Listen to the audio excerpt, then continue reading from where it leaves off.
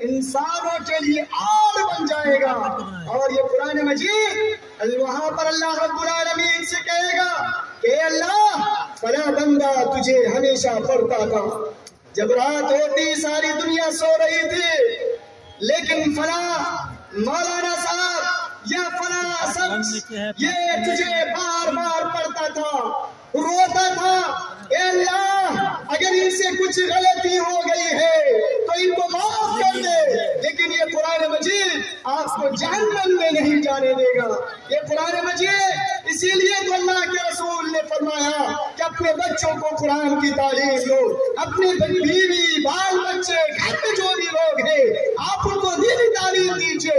قرآن مجید کو زیادہ سے زیادہ ان کے اندر کیا کہتے ہیں ڈالنے کی کوشش کیجیے، کیونکہ یہی قرآن مجید اصل غذا ہے. مومنوں کی اصل غذا کھانا جو خوراک کہتے ہیں نا، یہ قرآن مجید ہے میرے بھائی، یہ قرآن مجید ہے. اور یہ ایسی غذا ہے کہ جب آپ کے دلوں کے اندر آ جائے، جب آپ کی زندگی میں آ جائے تو بڑے بڑے شیطان بھی تھروانے لگتے ہیں، بڑے بڑے ارباب عقول میں وہ پیچھے ہٹ جاتے ہیں. یہ قرآن مجید یہ ایک ایسی طاقت ہے کہ آپ کو ہمیشہ حق بولنے پر مجبور کرے گی، کیونکہ قرآن جھوٹ آپ کو نہیں سکھاتا ہے. لیکن آج مسلمانوں میں سب سے زیادہ جھوٹ بولنے والا مسلمان، آج گھروں میں جھوٹ 100 ایک نہیں ہزار 10,000 جھوٹ بولیں گے. عالموں کا بھی حال میرے بھائی وہی ہے، جاہلوں کا بھی حال وہی ہے، بچوں کا بھی حال وہی ہے. آج ہمارے گھروں میں جھوٹ بولنے والوں کی تعداد 90% کہیے، 1% ایسے لوگ ہیں جو حق کو بولتے ہیں، جو سچ بولتے ہیں. تو بھائی نبی کی گیت تو گائیں گے، نبی کریم صلی اللہ علیہ وسلم کے کیا کہتے ہیں قلادے پہنیں گے، ہاں جھوٹ پہ جھوٹ بولیں گے، ہاں غلطی پہ غلطی کریں گے. اللہ غفور الرحیم کہتے ہیں نا کہ اللہ رب العالمین معاف کرنے والا ہے، اللہ معاف کر دے گا.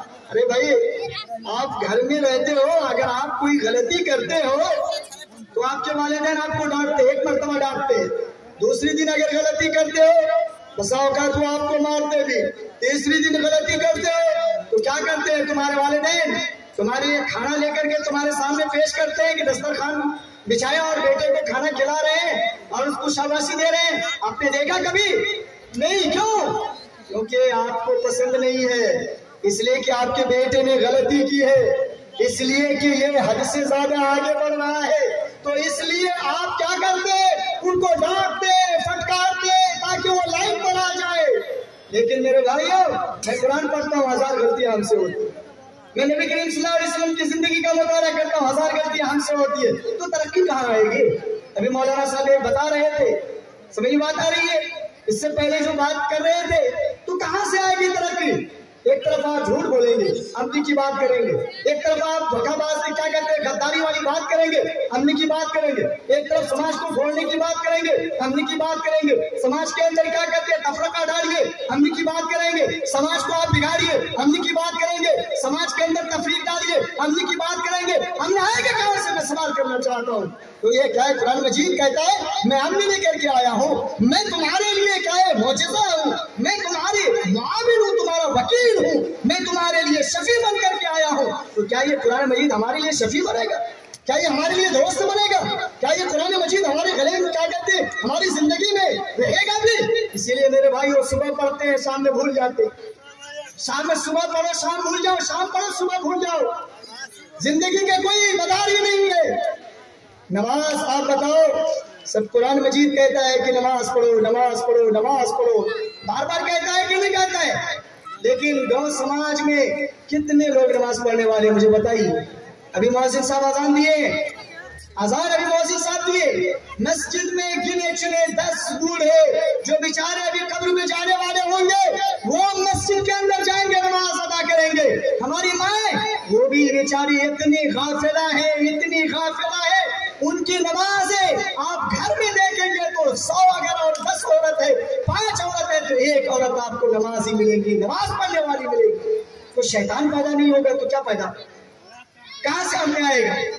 کہاں سے قرآن مجید ہمارے لیے ہدایت بن کر گیا؟ ہدایت کو کہاں سے قرآن مجید ہماری زندگی کے اندر چینج لائے گا؟ کہاں ہمارے اندر تبدیلی ہوگی؟ کیا ہم گمراہ نہیں ہوں گے؟ کیا ہم اللہ رب العالمین کے باغی نہیں بن جائیں گے؟ کیا اللہ رب العالمین ہمارے اوپر سے اپنی رحمت کو ختم نہیں کر لے گا؟ کیا اللہ رب العالمین ہمارے اوپر سے رحمت کے سائے نہیں اٹھا لے گا؟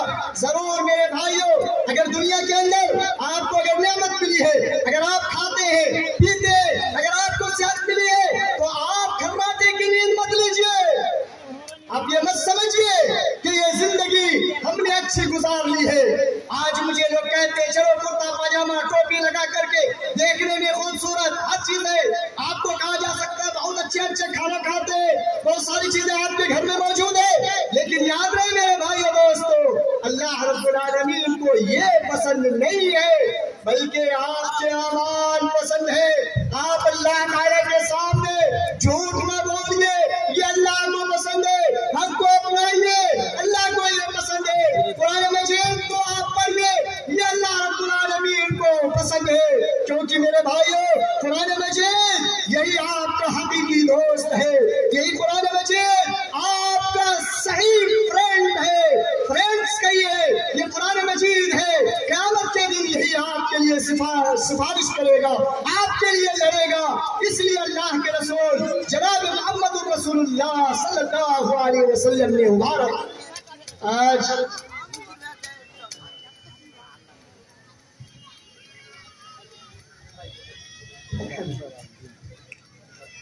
اللہ رب العالمین قرآن مجید کے اندر فرماتا ہے، اللہ تعالیٰ کہتا ہے فَاذْكُرُونِي أَذْكُرْكُمْ،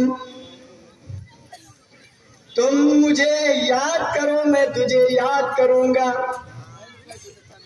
ایک اگر شوہر اپنی بیوی کو یاد کرتا ہے، ایک یہ لفظ کہہ دے کہ میں تجھ سے بہت زیادہ محبت کرتا ہوں، آپ دیکھیے بیوی کا رجحان، آپ دیکھیے وہ کس قدر آپ پر مائل ہو جاتی ہے، کس قدر وہ آپ سے محبت کرتی ہے اور آپ کس قدر اس سے محبت کرتے ہیں۔ اللہ کہتا ہے ارے تم مجھ سے محبت کرو، مجھے یاد کرو، میں تجھے یاد کروں گا، میں تجھے کبھی ذلیل نہیں ہونے دوں گا، میں تمہارے راستے میں کبھی کانٹے بچھانے نہیں دوں گا، اگر تیرے راستے میں کانٹے بچھ بھی جائے تو میں اس کانٹے کو ختم کر دوں گا۔ اللہ رب العالمین نے انسانوں سے کہا ہے کہ مجھے پکارو، میں تمہاری آواز کو سننے کے لیے تیار، تم مجھے پکارو میں تیری مدد کرنے کو تیار۔ قرآن مجید آپ کو بار بار کہتا ہے، لیکن ہم اور آپ قرآن مجید کو پڑھتے نہیں ہیں، قرآن مجید پر عمل کرتے نہیں ہیں، یہی نتیجہ ہے آج ہمارا معاشرہ امن سے خالی ہے، آج ہماری مائیں قرآن مجید کی تعلیم سے نہ آشنا ہے نہ بلد ہے، آج ہماری خواتین قرآن مجید کو جانتے تک بھی نہیں ہے، آج قرآن مجید کو پڑھنے والی نہیں ہے۔ صبح ناشتہ بنانا ہے، ہماری والدہ ہماری بیوی گھر میں، ان کو بے چینی ہوگی کہ میں اپنے شوہر کو پہلے ناشتے بنا کر کے دوں، لیکن کبھی ایسا نہیں ہوگا کہ شوہر نے اپنی بیوی سے کہا یا بیوی نے اپنے شوہر سے یہ کہا ہو چلے کم سے کم ارے تھوڑا اللہ تعالیٰ کو یاد کر لیتے ہیں، چلے قرآن مجید کی تلاوت کرتے ہیں، چلے اللہ کو یاد کرتے ہیں، کبھی اس کی زبان سے یہ الفاظ نہیں نکلتے ہیں۔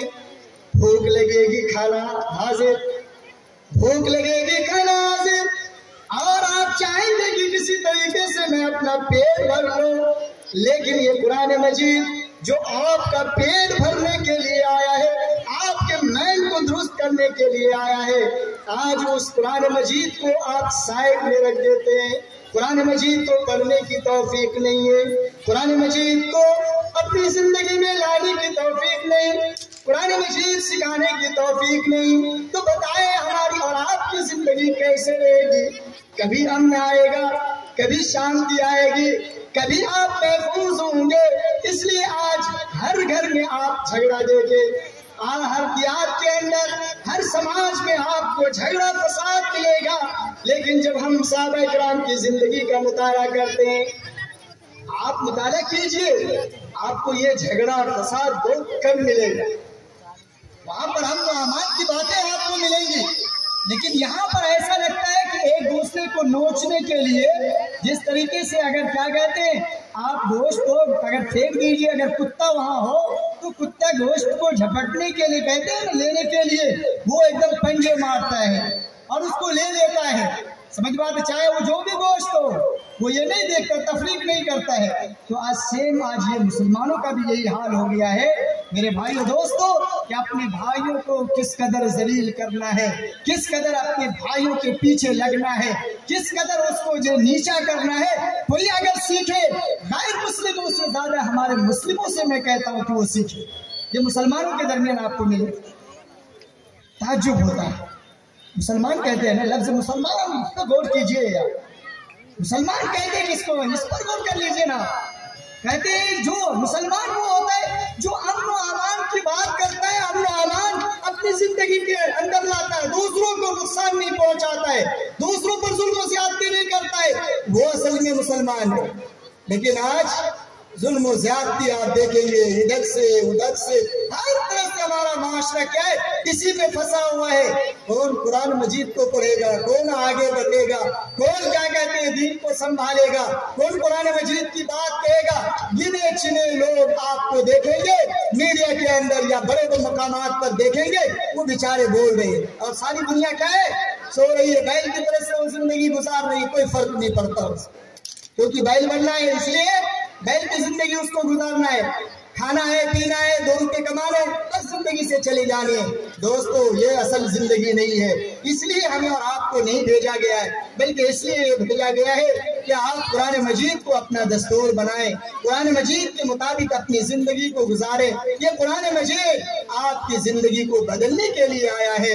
یہ انشاءاللہ جب آپ پڑھیں گے، جب آپ غور فکر کریں گے، سوچیں گے، تو انشاءاللہ آپ کے دل کے اندر جو بھی نفاق ہے، جو بھی کمی ہے آپ کے اندر، انشاءاللہ اس کے ذریعے سے دھیرے دھیرے ازالہ ہوتا چلا جائے گا۔